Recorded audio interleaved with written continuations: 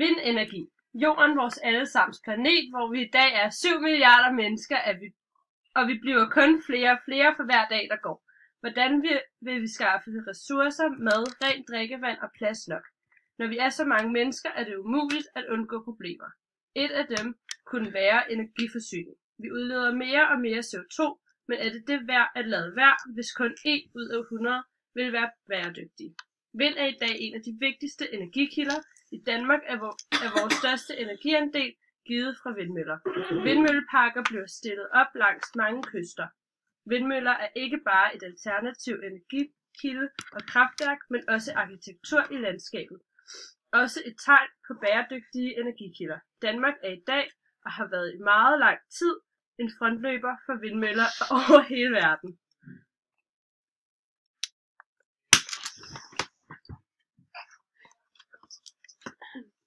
Hvad er vindenergi, og hvordan skabes der energi for denne energikilde? Vindenergi er en alternativ energiform, det vil sige, at det er en energiform, som ikke belaster miljøet med forurenende stoffer, som f.eks. CO2. Selve ordet vindenergi er et udtryk for kinetisk energi, således som vinden indeholder. Vindenergi omdannes via en vindmølle til elektricitet, der foregår således. Vindmøller laver strøm ved, at den drejer vingerne rundt, og inde i dens hoved, altså bag vingerne, der sidder der noget, der hedder en generator, og denne generator laver så den her bevægelsesenergi op til strøm. Vindmøllers design ændrer sig hele tiden. Målet er at gøre dem energieffektive.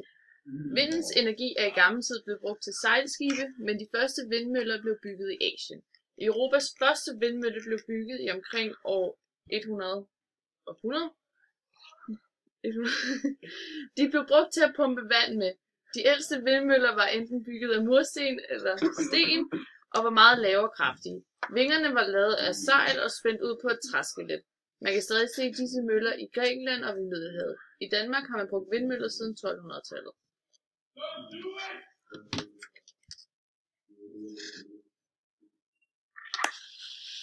Vingerne stryger hele tiden gennem luften i cirkler.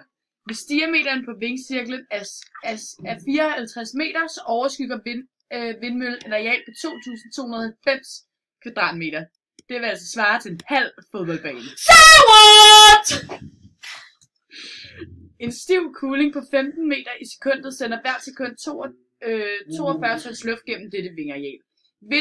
Vindmøllen kan hver sekund tappe 1 million joule ud af denne strømmende luftmasse. Man siger, at det kan yde en effekt på 1 megawatt. Det er nok til at drive 500 elkedler samtidigt. Moderne vindmøller er sandsynligvis højere end Eiffeltårnet. Det kommer til at yde effekter på op til 10 eller 20 megawatt ved gode vindforhold. I Danmark dækker vindenergien omkring 20% af vores samlede elforbrug, og i 2025 er vi måske op på 50%, hvis man ser det på vores samlede, og hvis vi ser på vores samlede energiforbrug, står vindmøllerne for 3%.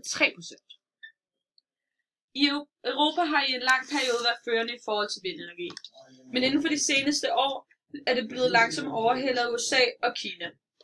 I slutningen af 2013 er Europa med ca. 121 ton watt installeret kapacitet stadig førende. Men Kina og Indien kommer ikke langt efter med en samlet kapacitet på ca. 112 ton watt. Og i USA installerer de også stadig meget vindenergi og er nu oppe på hele 61 ton watt. Vind har flere fordele som følgende. 1. Vind er en ubegrænset ressource. 2.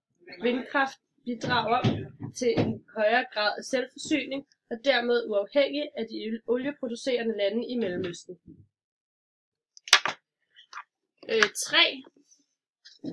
Vindkraft er CO2-neutral energiform, der bidrager aktivt til at reducere udledning af drivhusgasser. Den er dermed en bæredygtig energikilde. 4. Vindkraft kan delvis erstatte fossile energikilder, kul, olie og naturgas. Vind har også ulemper som følgende. Selve produktionen af vindmøllerne har en vis mængde forurening. Det er komponenter som vingerne eller generatoren, der er med til at skabe en forurening. 2. Ulempen er, at vindmøllen kun producerer elektricitet, når vinden blæser. Den kan altså ikke klare vores energibehov alene. Den skal suppleres med andre energiformer. 3. Man har heller ikke fundet en effektiv måde at gemme den ekstra elektricitet, der produceres, hvis det blæser meget. 4. En vindmølle kan støje og forstyrre øjet, og mange mennesker vil for eksempel ikke kigge ud på en vindmøllepark.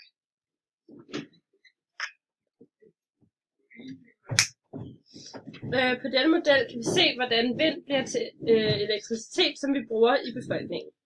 En vindmølle omsætter bevægelsesenergi i den luftstrøm, der passerer vindmøllens propel til mekanisk energi. Det bliver sendt til en transformer, som laver det til elektricitet, der bliver sendt ud til befolkningen. Det giver også elektricitet til lamper, ovne med mere.